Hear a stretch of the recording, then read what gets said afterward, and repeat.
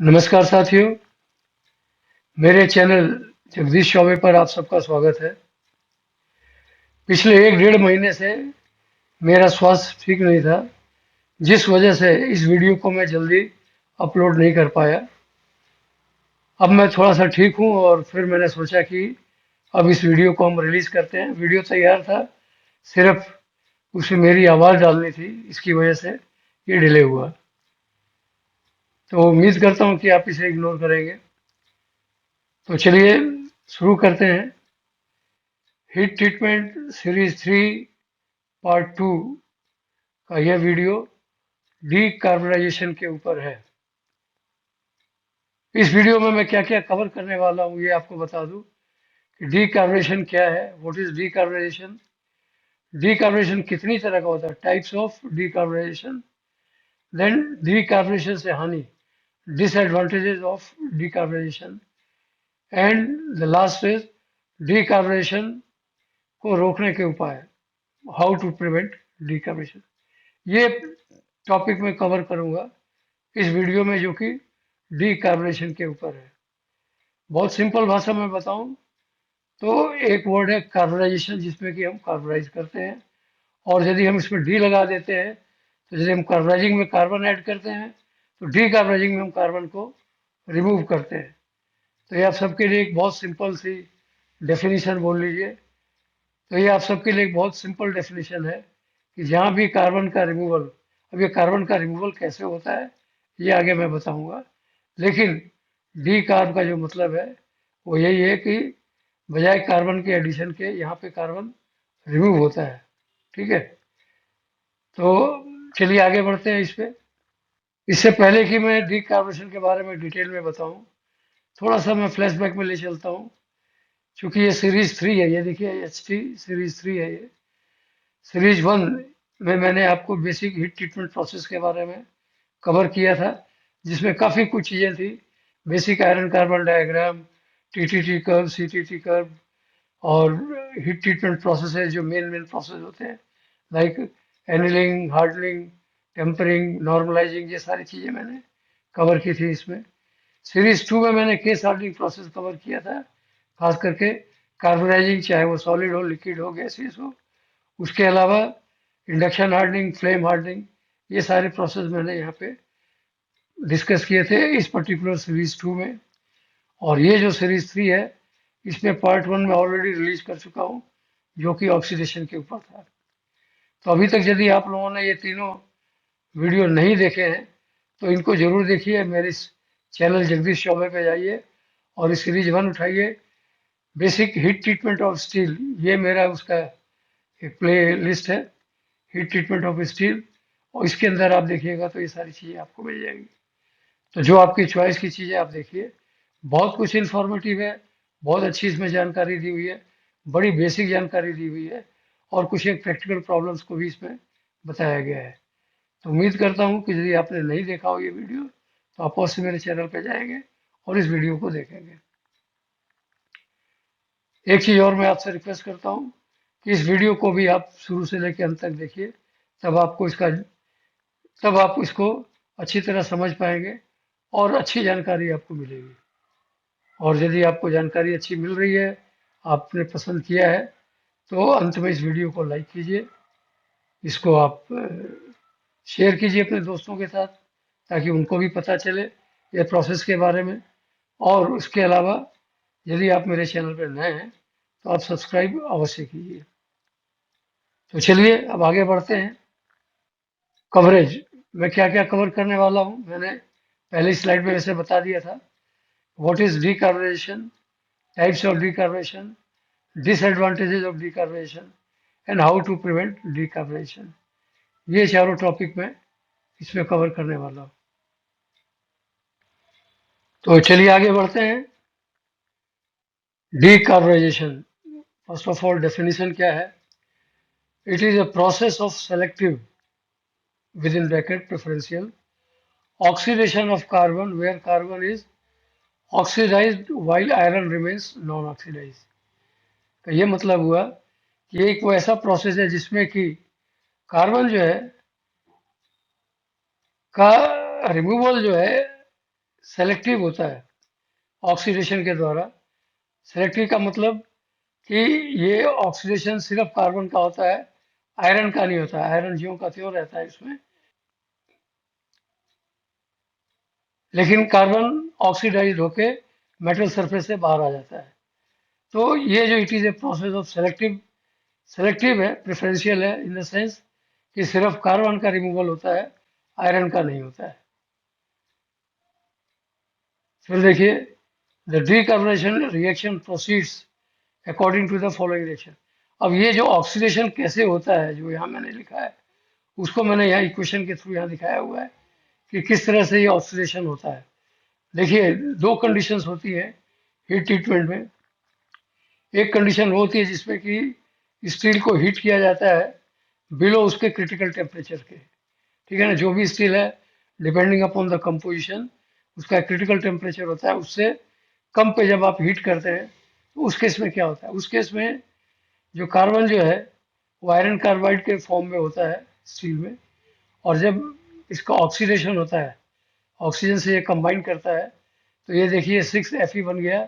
और ये कार्बन जो यहाँ था, यहाँ से निकल के कार्बन मोनोऑक्साइड बना लिया।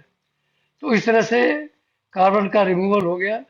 आयरन को इसने नहीं टच किया, लेकिन कार्बन को टच किया। तो जो यहाँ हम प्रेफरेंशियल वर्ड यूज कर रहे हैं, वो यहाँ से क्लियर हो जाएगा कि आयरन तो ज्यों का त्यों है, लेकिन कार्बन का रिमूवल हो गया, कार्बन CO फॉर्म में आ गया। उसी तरह से Fe3C है, और यदि कार्बन डाइऑक्साइड है एटमॉस्फेयर में, तो उस केस में 2Fe प्लस 2CO, यहाँ भी कार्बन यहाँ से निकल के यहाँ आ गया। और इनकेस यदि हाइड्रोजन कंटेंट वगैरह है एटमॉस्फेयर में, तो ये कैसे रिएक्ट करेगा, ये देखिए Fe3C प्लस 2H2, ये बन गया आपका 3Fe प्लस CH4, यहाँ भी देखिए ये बाहर आ गया। तो इस तरह करके आप इस इक्वेशन में देखिए तीनों में, तो आयरन जो कि कंबाइंड फॉर्म में होता है, जब जब ऑक्सीडाइज होता है तो उस केस में कार्बन बाहर आ जाता है 2CO के फॉर्म में, और आयरन ज्यों का त्यों रहता है। इसके अलावा जो दूसरा पार्ट है हीट स्टील हीटिंग का, कि जब आप उसको क्रिटिकल टेम्परेचर से एबव हीट करते हैं, उस केस में क्या होता है, जब आप एबव हीट करते हैं तो कार्बन जो है ना, it is present as in the austenite.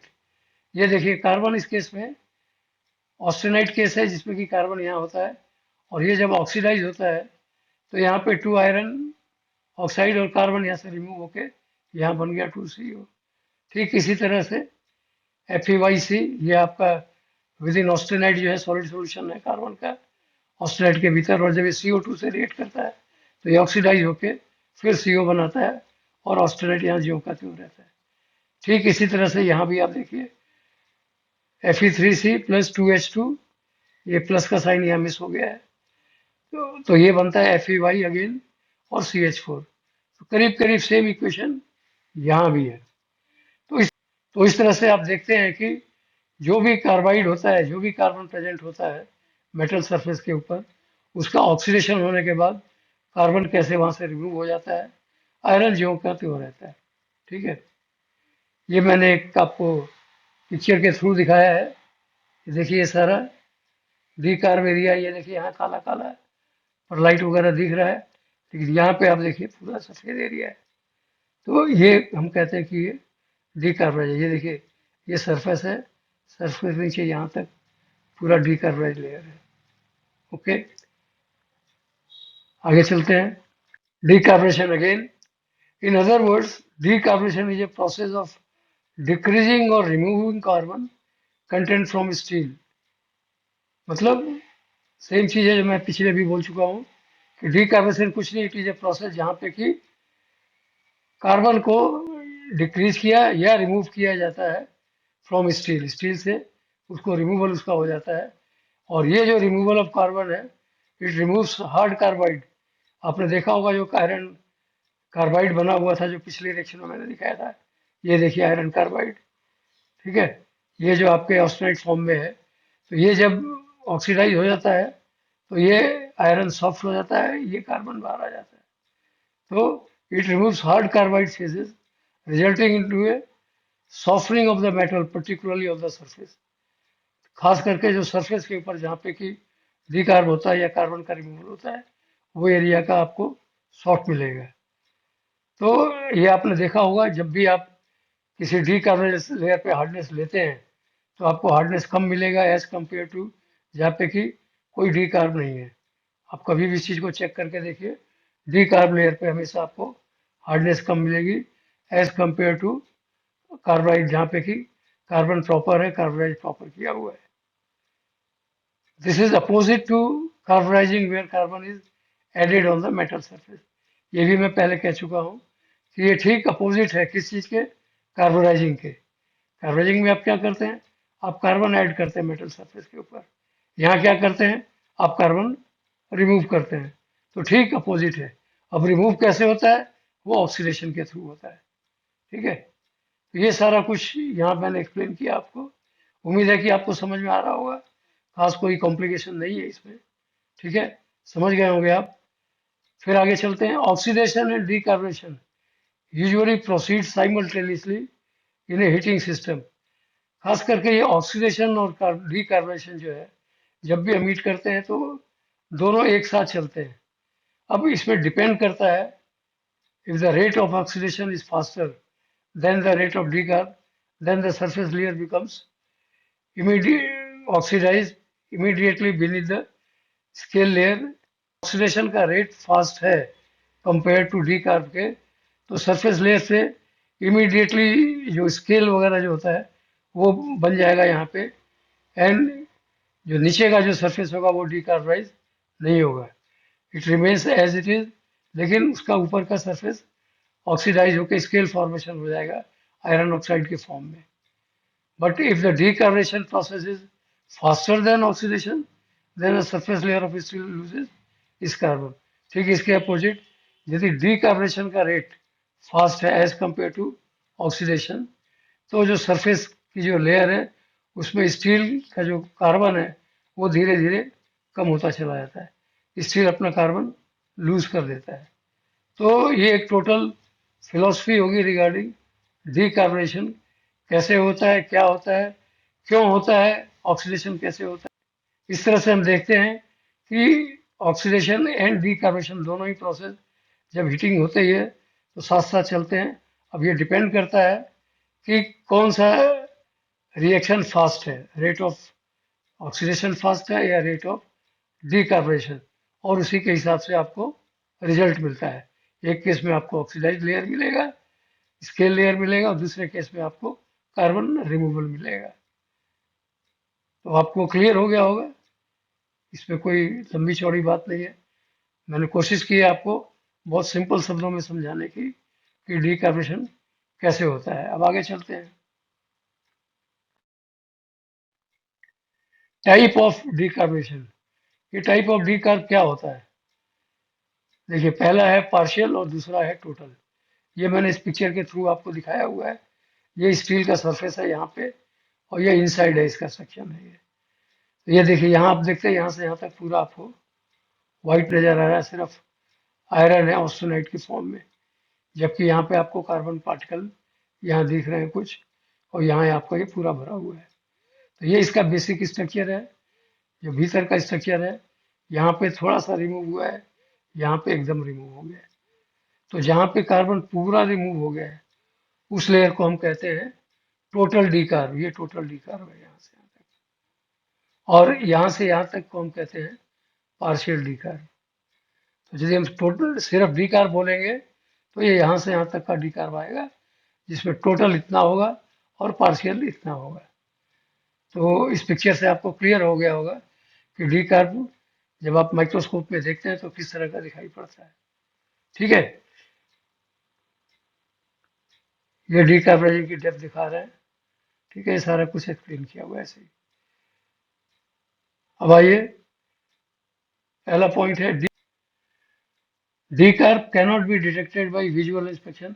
आप यदि इसको सोचे कि आप विजुअल देख के सिर्फ आप बता दें कि इसमें डीकार्ब है, आप नहीं बता सकते। इसके लिए आपको माइक्रो स्ट्रक्चर प्रिपेयर करना पड़ेगा और हार्डनेस चेकिंग करनी पड़ेगी। हार्डनेस से आपको अंदाज़ा लग जाएगा कि इस एरिया में हार्डनेस बहुत कम होगी, इसमें थोड़ी सी ज़्यादा होगी और इसमें ज़्यादा होगी। तो इस तरह से आप जब तक आप उसका माइक्रो नहीं बनाइएगा, you cannot check decarb है, कितना है, टोटल है, पार्शियल है, जब तक आप माइक्रो सेक्शन में नहीं देखेंगे। तो विजुअली आप इसको डिटेक्ट नहीं कर सकते। दूसरा पॉइंट है, chromium resists the decarb as it reduces the speed of decarb and favors oxidation.